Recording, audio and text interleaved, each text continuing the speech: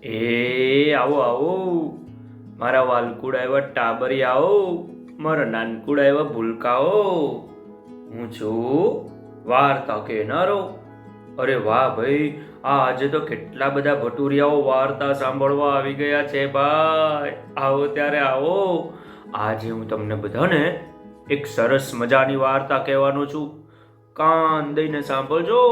હા, અરે વાહ, આજે તો ધારિણી બેન આવ્યા છે અને આમ સરયુ બેન પણ છે, ગાંધીનગરમાં બેઠા બેઠા વાર્તા સાંભળે છે. આજે હું તમને હંસાબેન મહેતાની એક વાર્તા કહેવાનો છું ભાઈ. તેમણે મને કહી છે અને હું આ તમને કહું છું. વાર્તાનું નામ છે કુકડાનું પરાક્રમ. એક હતી ડોશી. આ ડોશી હતી ને, એ તો બહુ બિચારી ગરીબ હતી હો. ઘરમાં ખાવા પીવાના પણ સાંસા. બપોરે જમે તો રાત્રે ભૂખી રહે. એક દિવસ તો આખા ઘરમાં અનાજનો એક દાણો પણ ન મળે એવી વાત હતી. ને ભૂખ તો એને કકડીને લાગી એ દિવસે. ડોશી પાસે હવે એક કુકડો હતો હો, ધારિણી બેન. એટલે ડોશીને વિચાર આવ્યો કે લાવને આ કુકડાને મારીને ખાઈ જાવ, ભૂખ બહુ લાગી છે. પણ કુકડાને પકડીને જ્યાં ડોશી મારવા જાય ત્યાં તો અવાજ આવ્યો કે ડોશીમાં, ડોશીમાં, મને મારો નહીં, મને મારો નહીં, હું તમને બહુ કામ લાગીશ. કુકડાને આમ માણસની જેમ બોલતો સાંભળીને ડોશી તો પહેલા તો ગભરાઈ ગયો, પણ પછી હિંમત ધરીને કે એલા, મને તો લાગી છે કકડીને ભૂખ અને ખાવાનું જોઈએ છે, માટે તને માર્યા વિના મારે કોઈ છૂટકો જ નથી. એટલે કુકડો કે અરે ડોશીમાં, મને લઈને તમે પેલા મોદીને ત્યાં જાઓ, કરિયાણા વાળા દુકાનવાળા પાસે જઈને, અને ત્યાં જઈને કહેજો કે કુકડાના કાનમાં માય એટલું અનાજ આપો, કુકડાના કાનમાં સમાય એટલું. એટલે ડોશી તો કુકડાને લઈને પેલા વેપારીની દુકાને ગઈ, અનાજ વેચતો હોય ને એ મોદીને ત્યાં, અને કે ભાઈ, હું કેટલાય દાડાની ભૂખી છું, મને ફક્ત આ કુકડાના કાનમાં સમાય એટલું અનાજ આપો. એટલે દુકાનવાળાએ તો આ સાંભળીને હસવા માંડ્યું અને કે એલા, 4-5 દાણાથી તારું પેટ ભરાશે ડોશી?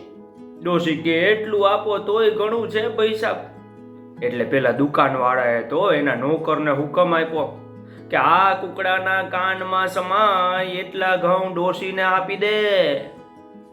નોકર તો એક ગુણ ઉચકીને લાવ્યો અને એમાંથી થોડાક દાણા કુકડાના કાનમાં ભર્યા. પણ એથી કઈ કાન ભરાયો નહીં, એટલે એને થોડાક વધારે દાણા નાખ્યા કાનમાં, કુકડાના કાનમાં. એમ કરતા કરતા કરતા કરતા આખી ગુણ ઠાલવી ત્યારે કુકડાનો કાન ભરાણો. બોલો. પછી તો કુકડાને લઈને ડોશી તો ઘેર ગઈ. ત્યાં ઓરડામાં જઈને કુકડો તો ખૂબ નાચ્યો, ખૂબ નાચ્યો. એટલે બધા ઘઉં કાનમાંથી બહાર નીકળી પડ્યા અને ડોશીની એક આખી કોઠી ભરાઈ ગઈ, અનાજ ભરવાની કોઠી. અને ત્યાંથી તેઓ બીજા દુકાનવાળાને ત્યાં ગયા ને એવી જ રીતે કુકડો તો કાનમાં ચોખા ભરી લાવ્યો. પછી થોડાક દાણા ડોશીને આપ્યા અને પછી ડોશીએ એને ખાવા આપ્યા, અને પછી ડોશી તો ઘી, તેલ ને શાકભાજી લઈ આવી અને જમવાનું કરીને પેટ ભરીને ખાધું ડોશીએ. હો ભાઈ, બોલો લો. થોડાક દિવસ પછી કુકડો ડોશીને કે ડોશીમાં, ડોશીમાં, હું તો જાઉં છું હવે. ડોશી કે અરે ક્યાં જાય છે? કુકડો કે રાજાની છોકરીને પરણવા જાઉં છું. ડોશી કે મેર કર્મી, રાજાની છોકરી તે વળી તને પરણતી હશે, એક કુકડાને? કુકડો કે જોજો તો ખરા. આટલું કહી અને કુકડો તો એક શહેર તરફ જવા નીકળો ભાઈ. જતા જતા જતા રસ્તામાં એક નદી આવી.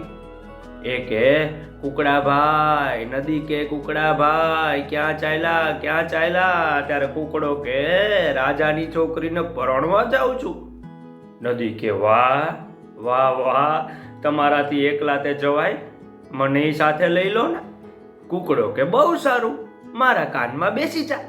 એટલે નદી તો એના કાનમાં પેસી ગઈ ભાઈ, આમ કરીને હો. અને આગળ જતા જંગલમાં થોડાક સાપ મળ્યા. એ પૂછે, કુકડાભાઈ ક્યાં ચાલ્યા? કુકડો કે, રાજાની છોકરીને પરણવા જાઉં છું. ત્યારે બધા સાપ શું કે, તે અમને પણ તમારી જાનમાં સાથે લઈ જાઓ ને કુકડાભાઈ, અમે આવશું. એટલે કુકડો કે, બહુ સારું, તમે પણ મારા કાનમાં બેસી જાઓ. એમ કહીને એને તો બીજો કાન ધર્યો. એટલે બધા સાપ એમાં બેસી ગયા હો ભાઈ. પછી કુકડો તો શહેરમાં પહોંચ્યો. ત્યાં રાજાના મહેલ આગળ જઈને એક ઝાડ ઉપર જઈને બેઠો. પછી સવાર પડ્યું એટલે એણે તો કુકડે કુક, કુકરે કુક, રાજાની છોકરીને હું પરણું, કુકડે કુક એમ કરીને બૂમ પાડવા માંડી. રાજાના સિપાહીઓએ આ સાંભળ્યું હો કે પેલો કુકડો બોલે છે, એટલે એને તો પથરો મારીને હાંકી કાઢ્યો. બીજા દિવસે કુકડાએ ત્યાં જઈને બીજા ઝાડ ઉપરથી બૂમ પાડી, કુકડે કુક, રાજાની છોકરીને હું પરણું, કુકડે કુક. સિપાહીઓએ ત્યાંથી પણ એને હાંકી કાઢ્યો. એમ કરતા કરતા કરતા રાજાના કાને ખબર પડી, વાત મળી.